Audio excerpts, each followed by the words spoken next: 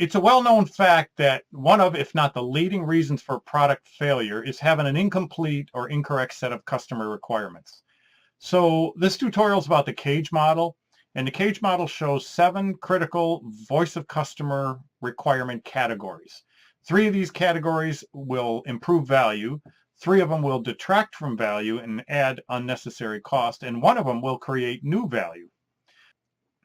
So what you'll learn in this tutorial are 3 things. Well, 1 is what the CAGE model is. 2, you'll learn these 7 categories of customer needs that impact a product or service's success.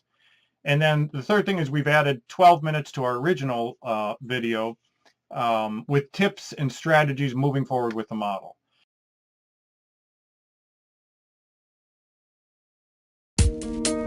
Significantly increase your chance of market success by understanding your customer requirements better than they do. The model begins with this yellow region that represents how a typical project team understands the customer requirements and defines success before doing any real customer research.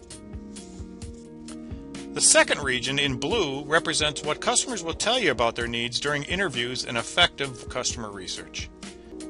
The third region, our target region, represents a bullseye, what sells. A comprehensive and accurate set of customer needs and innovations that will win in a competitive marketplace.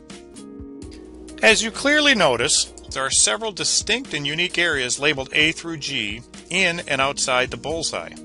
These sections beg at least 2 questions. The first question is, what do A through G represent? Area B might be a little surprising to some, but it represents what the customers get wrong. Asking for more than they're willing to pay for. Asking for solutions that don't really address their real needs, and so on. We must recognize these in advance. And finally, Area E represents the excitement quality. These are the gold nuggets, the innovations, the wows customers won't tell you about because they don't know about them yet. These innovations will differentiate your offering, give you a competitive edge, increase your market share, and provide higher profit margins. By the way, the top 3 causes of product introduction failures are: number 1, missing features or qualities that differentiate your offering from the competition, the E area, excitement quality, innovations.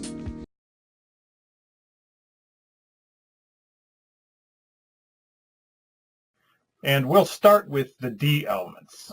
So in the CAGE model, the D elements, if you remember, are we call the voice of the engineer, or voice of the executive, or voice of the ego.